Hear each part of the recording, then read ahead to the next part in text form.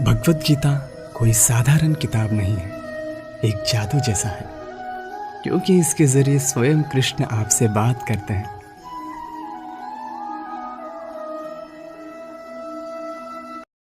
ये मत सोचिए कि मेरे साथ ऐसा क्यों हुआ, ये समस्या क्यों आई, उस व्यक्ति ने मेरे साथ ऐसा क्यों किया।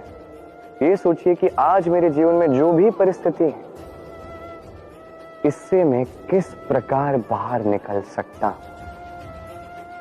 चाहे जितना भी घना अंधकार क्यों ना हो, एक छोटा सा दीपक, उसका प्रकाश हमें मार्ग दिखा सकता है। और हमारे जीवन में यही छोटा सा प्रकाश है आशा।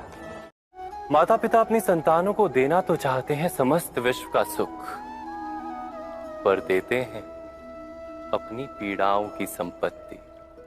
देना चाहते हैं अमृत, पर साथ ही साथ विष का घड़ा भी भर देते हैं। आप विचार कीजिए, आपने अपनी संतानों को क्या दिया आज तक? अवश्य प्रेम, ज्ञान, संपत्ति आदि दिए, पर क्या साथ ही साथ उनके मन को मैल से भर देने वाले पूर्व ग्रह नहीं दिए? अच्छे बुरे की पूर्व निर्धारित व्याख्याएं नहीं दी? तुम्हारा अधिकार तो केवल कर्म करने का है, फल तो ईश्वर के हाथ में है। इसलिए ना कर्म से भागना उचित है और ना ही कर्म के फल की आशा रखना उचित है।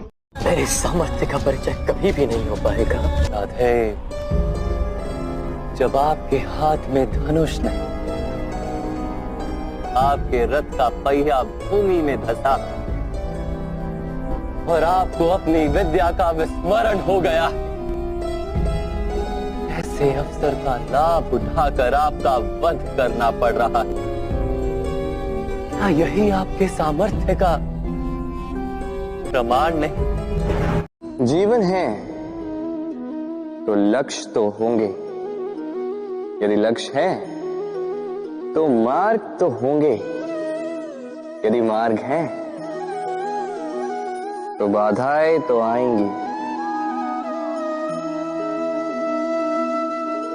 और इसी पर निर्धारित है कि हम जीवन में सफल होंगे या असफल, यश के भागी होंगे या तिरस्कार के। क्योंकि पार्थ याचना लेकर आया है और आप योजना लेकर आए हैं। पार्थ के हृदय में समर्पण है और आपके मन में राजनीति। पार्थ को दान की आशा है और आपको समर्थन की आवश्यकता। दान देने का अवसर उपस्थित हो तो सबसे पहले उसी का लाभ उठाना चाहिए। दान से पहले करना पड़े ऐसा कोई दूसरा कार्य ही नहीं जगत में। ये पक्षपात है वासुदेव। नहीं भ्राताश्री, वैसे तो जो जगत को छोड़कर मुझे चुनता है, उसके साथ में पक्षपात अवश्य करता हूं। किंतु दाऊ का आदेश है,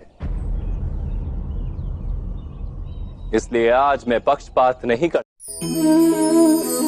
अपमान वो घाव है जो सम्मान को चकनाचूर करता है, और अपमान यदि नारी की अस्मिता का हो तो बात पहुंच जाती है कुरुक्षेत्र तक। आज भी यदि नारी के सम्मान को कोई छेड़ दे तो छिड़ जाती है महाभारत।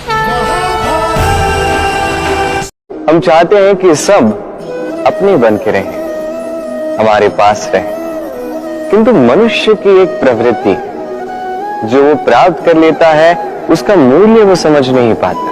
करते हो उसे स्वतंत्र छोड़ दीजिए, क्योंकि स्वतंत्रता ही वो भाव है जो जीव को सबसे अधिक प्रिय है। प्रेम सच्चा होगा तो उसे अवश्य समझ में आए।